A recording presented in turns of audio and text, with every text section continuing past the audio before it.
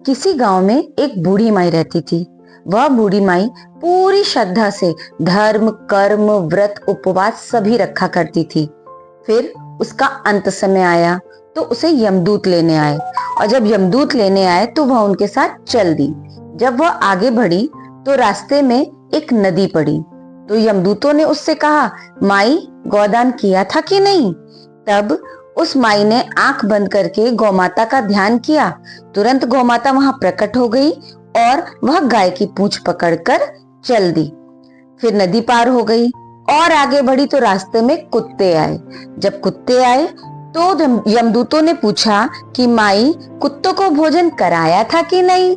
तब उसने आंख बंद करके ध्यान किया और कुत्ते वहां से चले गए। वह फिर आगे बढ़ी तो कौवा आके उसके सर पे चोंच मारने लगा।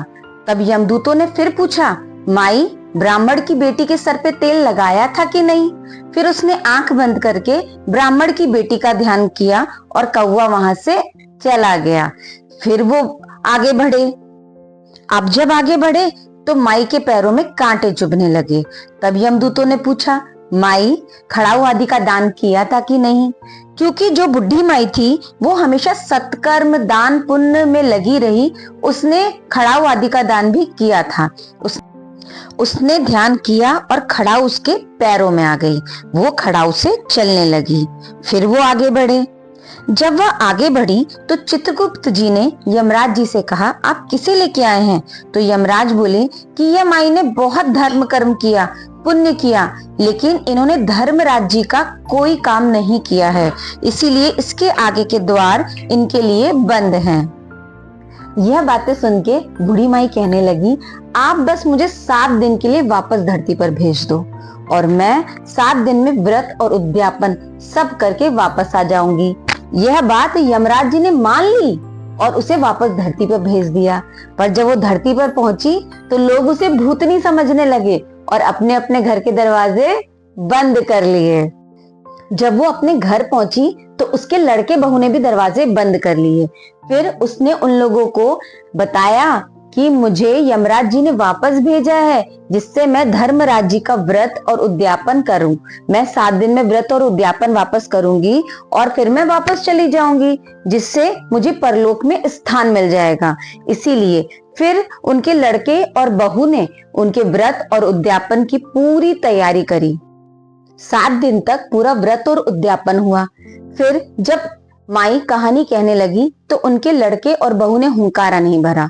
तो वह गई और अपनी पड़ोसन के घर गई। उसने पड़ोसन को कहानी सुनाई। पड़ोसन हुंकारा भरती गई, वह कहानी सुनाती गई। फिर यमराज जी ने 7 दिन बाद अपना एक विमान भेजा जिससे वह परलोक जा सके। स्वर्ग का विमान देखकर पूरा गांव उस विमान में बैठने के लिए कहने लगा। तब वो बूढ़ी माई बोली, अरे तुम सब कहाँ चल रहे हो? मेरी कहानी तो सिर्फ मेरी पड़ोसन ने सुनी थी, तो सिर्फ वही जाएगी। तो यह बात सुन के सारे गांव वाले उससे धर्मराज की कहानी सुनने का आग्रह करने लगते हैं और फिर वह सबको कहानी सुनाती है और सभी को विमान में लेकर के स्वर्गलोक पहुंच जाती है।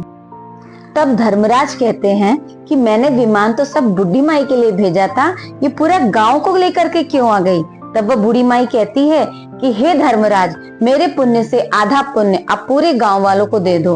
और इस बात से धर्मराज बड़े प्रसन्न होते हैं और पूरे गांव वालों को स्वर्गलोक में जगह मिल जाती है।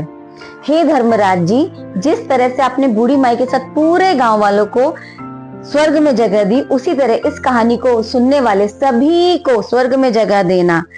कहानी में हुंकारा भरने वालों को और कहानी कहने वालों को और सुनने वालों को सभी को स्वर्ग में जगह देना। बोलो धर्मराज जी की जय।